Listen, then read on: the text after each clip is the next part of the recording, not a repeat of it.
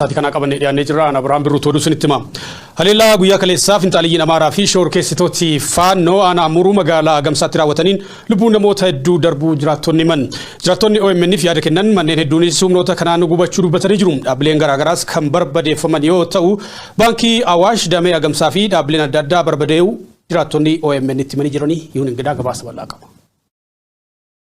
Godina Horroo Guduruu Wallaggaatti kan argamtu aanaan Amuruu gandoota baadiyyaa qabiyyee bal'aa fi lafa qonnaa gurguddaa qaban 21 jalaa qabdi. Magaalota aanichaa keessaas magaalaa Nagamsaa ishee tokko. Agamsi magaalaa guddoo aanichaa obarraarraa kiiloomeetira 24 kan fagaatu wayichaa ta'u kallattii kaabaatiin ammoo fageenya kiiloomeetira 11tiin naannoo Amaaraatiin waldaangessa. Guyyaa kaleessaa humnoonni finxaaliyyaa Amaaraa fi shororkeessitoonni faannoo meeshaa waraanaa gurguddoo hidhatanii dhufuun magaalaa Agamsaa irratti haleellaa raawwataniin lubbuun namoota 50tti tilmaamamanii darbuu maddeen odeeffannoo OMN magaalicharraa dubbise himaniiru. Reeffi namoota ajjeefamanii hanga yoonaatti guuramee kan hin dhumne ta'uu himuun haleellichi saamicha duguuggaa sanyii fi babal'ifannaa lafaa irratti kan xiyyeeffatedha jedhu. Gara magaalaa Amuruutti baqatee jira jechuudha. Namoonni danuu baay'een immoo du'anii jiru jechuudha.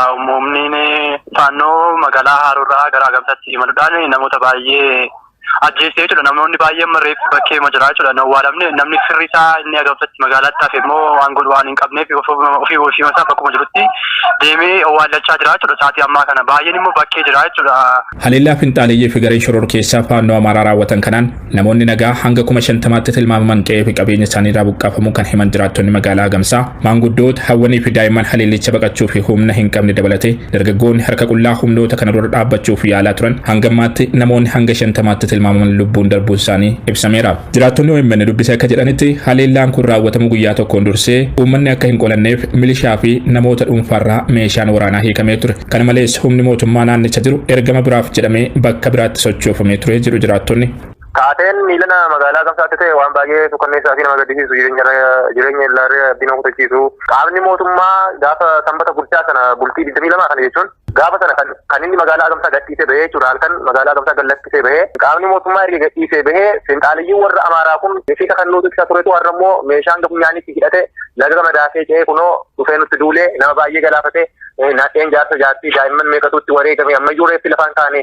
Uummanni akka yerootti kunoo gara baddaatti godaane baay'een gara aanaa Amuruutti jechuudha. Humnoonni finxaaliyyaa Amaaraa fi shororkeessitoonni faannoo leenjii loltummaa bira shalaqootti fudhatanii kan bobbaafaman ta'uu himuun godina Horroo Guduruu Wallaggaa keessatti bakka addaa argatee jedhamu buufata taasifachuun meeshaalee waraanaa ammayyaatti fayyadamanii uummata haleeluu erga jalqabanii bubbulaniiru jedhu. Haleellaa irra deddeebiin raawwatamu kanaan gandoonni aanaa Amuruu 16 finxaaliyyaa Amaaraatiin erga qabamanii waggaaf deemu. Qonnaan bultoonni Oromoo gandoota 8 irraa buqqaan magaalaa Agamsaa keessa buufatanii ji'oota 7 oliif gargaarsa malee jiraachuutu himama. Humnoonni finxaaliyyaa Amaaraa kun kana dura gandoota baadiyyaa aanaa Amuruu jaardagaa jaartee kiiramuu fi haroo irratti xiyyeeffatanii akka turan ibsuun amma garuu haleellichi babal'achuun gara magaalaatti seenaa jira jedhu. Finxaaliyyiin Amaaraa kun bakka qubatan maratti saamicha qabeenyaa ajjeechaa fi qabeenya mancaasuu irratti xiyyeeffachuu isaanii kan ibsan maddeen odeeffannoo OMN humnoonni kunniin meeshaalee waraanaa gurguddaa fi konkolaataa poolisii mootummaa naannoo Amaaraatiin akka bobbaafaman himu. Geejiba dabalatee loojistikii mootummaa naannoo Amaaraatu dhiyeessaafii jira kan jedhan jiraattonni mootummaan naannoo Oromiyaa Gamsaatiin iyya uummata Oromoo naannicharraa waggaa tokko oliif dhagahamutti gurra cuqqaallateera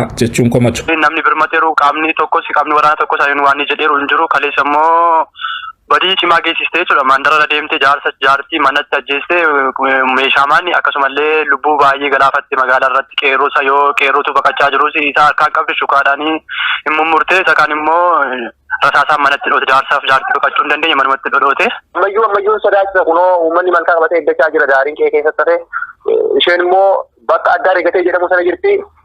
Achi haroo sanas jirti. Marsitee jirti kallattii hundaanuu magaalaa Agamsaa kanaa jechuudha. Ammayyuu sodaa qabna. Haleellaa guyyaa kaleessaa magaalaa Agamsaatti raawwatameen baankiin Awaash guutummaan guutuutti saamamuu fi manneen jireenyaa caccabuu akkasumas dukkaanonni hawaasaa gubachuu dhaabbileen fayyaa fi dukkaanonni qorichaas barbadaa'utu himame. Jiraattonni haleellaa kanaan qe'ee fi qabeenya isaaniirraa buqqaafaman yeroo ammaa aanaa Amuruu magaalaa Agamsaatti kan argamu mana barumsaa Haroo Waloo jedhamu keessa qubsiifamanii jiraachuu himuun manni barumsaa fi buufataaleen mootummaa waan isaan hanqateef qarqara daandii fi buufata fayyaa aanichaa keessa qubsiifamaa jiraachuu himan. Ajjeechaa suukanneessaa humnoonni mootummaa naannoo Amaaraa daangaa darbuun Oromiyaa seenanii raawwatan kana ilaalchisee mootummaan naannoo Oromiyaa hanga ammaatti waan jedhan qabu. Hooggansaa fi barsiisaa waldaa amantaa makaana Yesuus magaalaa Naqamtee kan ta'an luba Addaam Tamasgeen Waaqjiraa waggaa tokkoo fi ji'oota 2 caaluuf mana hidhaa keessatti dararamaa jiru jedhame. Luba Addaam Tamasgeen Waaqjiraa waxabajjii 2013 akka lakkoofsa Itoophiyaatti kaasee bakka dararaa masaraa Kumsaa Morodaatti hidhamanii erga dararamaa turanii booda torban 2 dura wabii birrii 20 kaffalanii gallakfamanis osoo mana isaanii hin gahin ukkaanfamuudhaan hidhamuu miseensoti waldichaa fi waahillan isaanii OMN itti himanii jiranii gabaasii bal'aan itti aanee dhiyaata.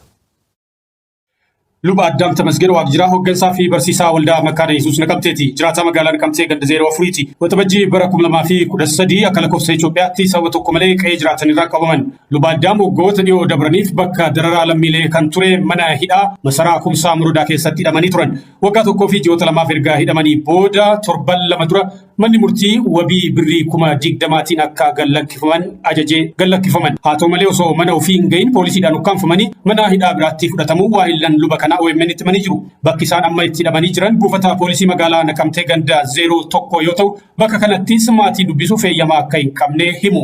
Keessatti namoota masaraa mootummaa Kumsaa Morodaa jedhamu keessatti waggaa tokkoo fi ji'a 2 ol keessatti hidhamanii turani. Amma yeroo dhiyootti manni murtii dhiyaatanii manni murtii mirga hojii eegee fi qarshii 20,000 edda gallakkifaman booddee ituu mana isaanii hin gahin poolisiin duubaan deebi'ee mana hidhaatti deebisee jira. Yeroo mana adamaa yookaan buufata poolisii ganda 01 jechuudha. Torbee lamaan kana keessa guyyaa isaa yaadatu torbee lamaan kana keessa.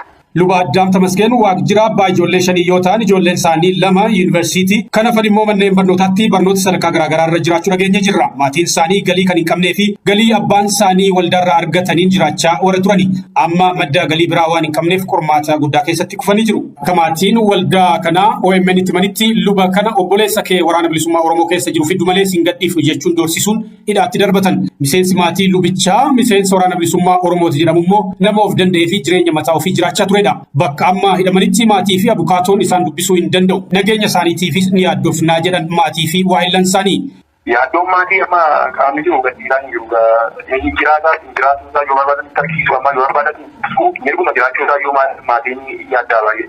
Oromiyaa kutaalee hedduutti maanguddoota ayyaantuuwwan abbootii gadaa hoogganoota amantaa fi hawaasaa bifa wal fakkaatuun mana hidhaatti naqanii hiraarsaa akka jiran gabaasaa turuun keenya ni yaadatama.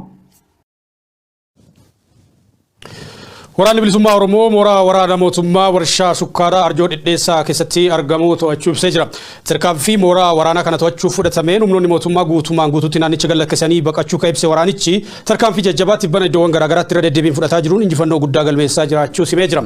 Waboon duula isa balleessuuf labsame carraatti jijjiiruuf danda'ee jira kan jedhe ajajaa olaanaan waraana bilisummaa Oromoo Marroo Dirribaa qabsoon Oromoo haga galmasaa milkeessutti itti fufaa jedhee jira. Yuun ingidaa gabaasa bal'aa qaba.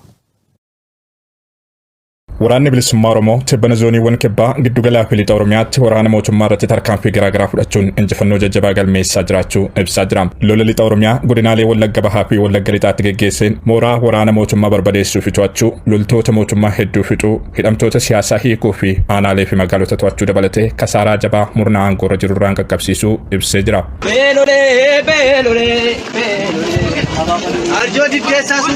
Tarkaanfii kaleessa godina Wallagga Bahaatti fudhateen mooraa waraana mootummaa warshaa shukkaaraa Arjoo Dhidheessaa keessatti argamu to'achuu kan ibse waraanni bilisummaa Oromoo tarkaanfii fudhatame hordofee humnoonni mootummaa garas buufatanii turan naannicha gadhiisanii baqachuu ibseera. Mooraan waraana mootummaa waraana bilisummaa Oromootiin to'atame kun buufata waraanaa isa jabaa mootummaan lixa Oromiyaatii qabu ta'uutu himama. Mooraan kun waraana bilisummaa Oromootiin to'atamuun waboof injifannoo guddaa ta'uu fi mootummaaf immoo kasaaraa jabaa ta'uun ibsameera. Godinuma Wallagga Bahaa aanaalee Haroo Limmuu Galiilaa fi kanneen hafan birootti waraanni bilisummaa Oromoo tibbana tarkaanfii jabaa fudhachuu ibsuun injifannoo hedduu argachuu himeera. Tibbanuma godina Wallagga Lixaa aanaalee Gullisoo fi Laaloo Assaabii dabalatee iddoowwan garaagaraatti sochiin waraana bilisummaa Oromootiin taasifamu jabaataa dhufuu jiraattotarraa odeeffanneerra. Giddugala Oromiyaa aanaalee Dirreen Cinnii, Gindabaratii fi Adaa Bargaattis tarkaanfii fudhateen kasaaraa waraanaa jabaa waraana mootummaa irraan gahuu ibse waboon tarkaanfileen kunniin kan itti fufan ta'uunis ibsameera. Zoonii Kibbaatti godina Gujii Bahaa keessa kan socho'u Cibraan Soddon Booroo Gamasaatiin tarkaanfii tibbana irra deddeebiin waraana mootummaa irratti fudhataa jiruun waraana mootummaa hedduu fixuu, konkolaattota waraanaa booji'uu fi barbadeessuu akkasumas meeshaalee waraanaa gurguddoo dabalatee hidhannoo hedduu waraana mootummaa irraa booji'uu ibsuusaa gabaasuun keenyas ni yaadatama.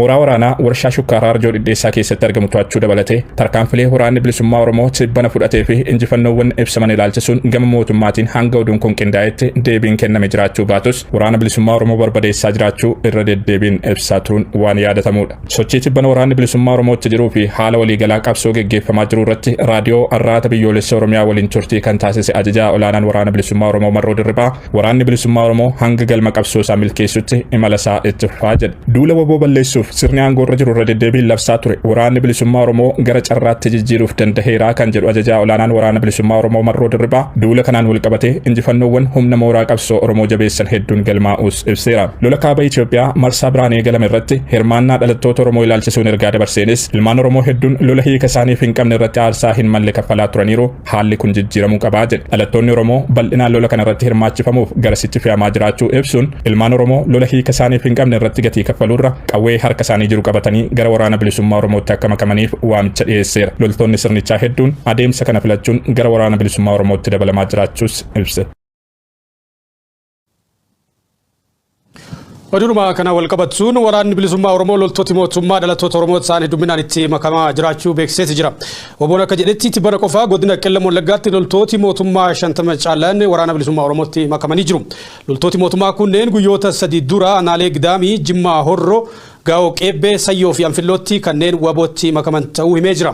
Loltoonni kunneen hidhannoo guutuu waliin akka wabootti makaman ibsee jira. Salaalee Aanaa warra Jaarsottis loltooti kumaandoo mootummaa waraana bilisummaa Oromootti makamuu odeeffannee jira.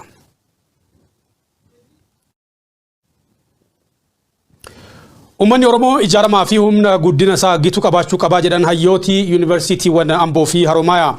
Hayyoonni yuunivarsiitiiwwan kanneen haala yeroo ilaalchisuun OMN fi yaada isaanii kennan mariis haa ta'u jijjiirama humnaan dhufu keessatti qooda Oromoo kabachiisuuf Oromoon gama maraan qophaa'uun murteessaadha jedhanii jiru.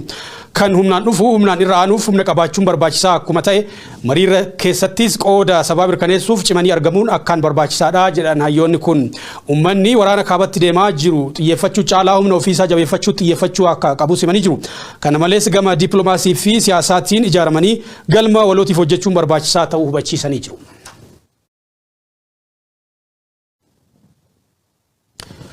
Waraanni bifa haaraan kaaba Itoophiyaatti qabatee fi walitti bu'iinsi Oromiyaa keessaa hammaachuun akka isa gaddisiise Koongireesii Federaalawaa Oromoo ibse. Haalli kun dhumaatii fi buqqaatiif lammiilee saaxiluun gamatti naannoleetti mancaatii qabeenyaa fi misoomawwan bu'uuraa jabaa ka hordofsiisuudha jedha Koongireesichi.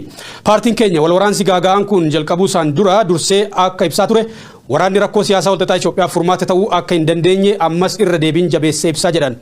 Rakkoowwan kunneen tufiinsaan furamuu kan danda'an marii dhugaa fi hunda hammate qofaan akka ta'e cimsinee amannaa jedha Koongireesiin Federaalawaa Oromoo. Kanaaf gama hundaan humnoonni wal falmaa jiran walitti bu'iinsa qabbaneessuun furmaata nagaa akka barbaadan gaafannaa jedhee jira. Paartichi araarsitooti naannoo ta'anii idil addunyaa ji'oota darban kan tasgabbii murtaa'aa qaban sanatti humnoota wal falmaa jiran gara mariitti fiduu fi dhukaasa dhaabuu waliigalaa buusuuf itti fayyadamuu dhabuu isaaniitti gaabbii olaanaa itti dhaga'amee jira. Hawaasi idil addunyaa walitti bu'iinsa naannoo Oromiyaa keessatti babal'ataa ture hiikuun hafee beekamtii kennuullee dadhabuun KFO dhiyaachisee jira. Naannichatti keessumaa naannolee hongee fi walitti bu'iinsaan miidhamanitti rakkoon namoomaa mul'atu sadarkaa yaaddeessaarra gahee jira. Waan ta'eef hawaasi dippiloomaasii walitti bu'iinsa hammaachaa jiru hatattamaa fi karaa naga qabeessa ta'een akka hiikamu haala akka mijeessu gaafannaa jedha. Dhumarrattis KFO'n uummata Itoophiyaa paartii biyya bulchaa jiru, paartiilee siyaasaa mormitootaa, miidiyaalee, ogeeyyii miidiyaa, hawaasummaa fi aktiivistootii haasaawwan rakkinicha ammeessurraa akka of qusatanii fi rakkinicha tasgabbeessuu fi hiikuuf sagalee tokkoon akka waltumsan kadhannaa jedha. Waraana kanaan biyyattii fi lammiilee ishee hundatu miidhamaa akka jedhu Koongireesiin Federaalawaa Oromoo walitti bu'iinsa hammaachaa jiran karaa nagaan hiikuuf hunduu shoora gamasaa akka bu'u waamicha dhiyeessee jira.